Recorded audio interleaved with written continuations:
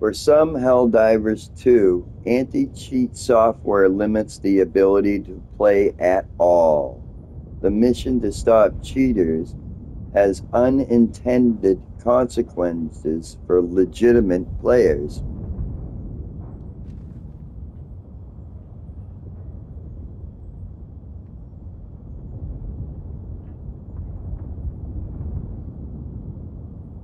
Okay, I guess I'm going to read this to you. It's by Nicole Carpenter at Sweet Potatoes. When Steven Siphon wants to play video games, he boots up the computer and puts on a baseball cap that allows him to use head movements to input keyboard presses. Attached to the hat is a piece of hardware called Track IR, which uses an infrared camera and metallic reflectors to read the position of his head. He then uses another program to turn those head movements into keyboard presses. It's one of several pieces of software that he, Chief Operation Officers for Alba Gamers, uses to play video games, along with an on-screen keyboard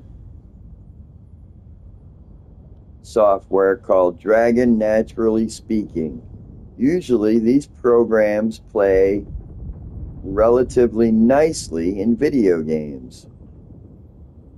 Every time I play those games,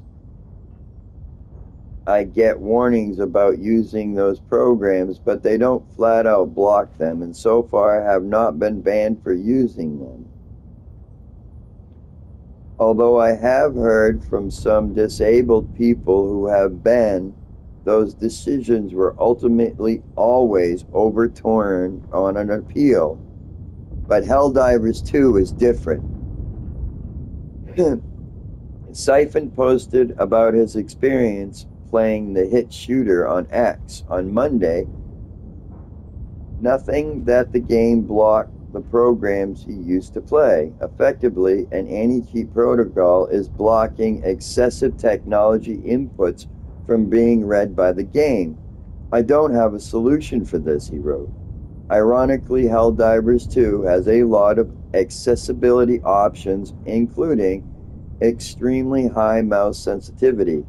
According to Siphon, however, the game cuts off disabled players who use assistive technology that's blocked by its notoriously strict anti-cheat program called N-Protect Game Guard. It blocks third-party programs like Dragon Speaking Naturally Speaking, and on-screen keyboards on top of blocking inputs from Siphon's hat. It's effectively eliminating all three pieces of assistive technology I use to play games in various combinations, he said. He's really alarmed that Helldivers 2 anti-cheat program flagged the hat as a cheating device. Nothing has ever seen my hat as a cheating device, he said. All it does is allow me to use my head to turn left or right or to push a keyboard button instead of the keyboard button itself. Gamers are often packed with anti-cheat software, and they're an especially important way for developers to track and ban cheaters who use third-party programs to give themselves advantages. If you've played a competitive multiplayer game, you've come into contact with an anti-cheat program, even if you didn't notice it. Easy anti-cheat is one that's used wisely. Apex Legends use it, for instance. Electric Arts use it.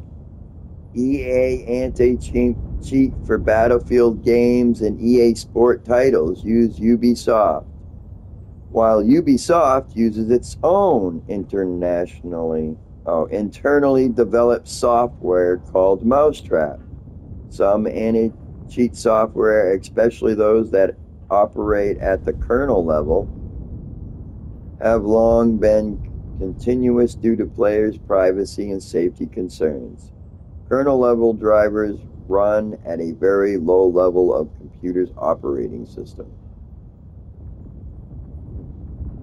So this guy doesn't have use of his hands, and he uses his head to play video games.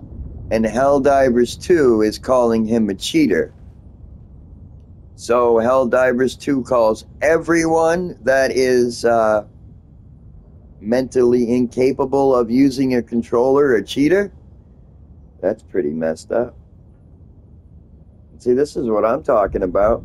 The game developers say that they fix something or they do something and they lie and they didn't. Wow. I think we need to boycott friggin' Helldivers too until they fix the problem so this mentally disabled gentleman can play the game. You know, they need to fix that. They don't have anything and they need some kind of escape. Helldivers 2. Hey Joel, Game Master, I think you ought to get off your high horse and fix your game so everyone can enjoy it and not just selected few. And you could take that to the bank, my friend.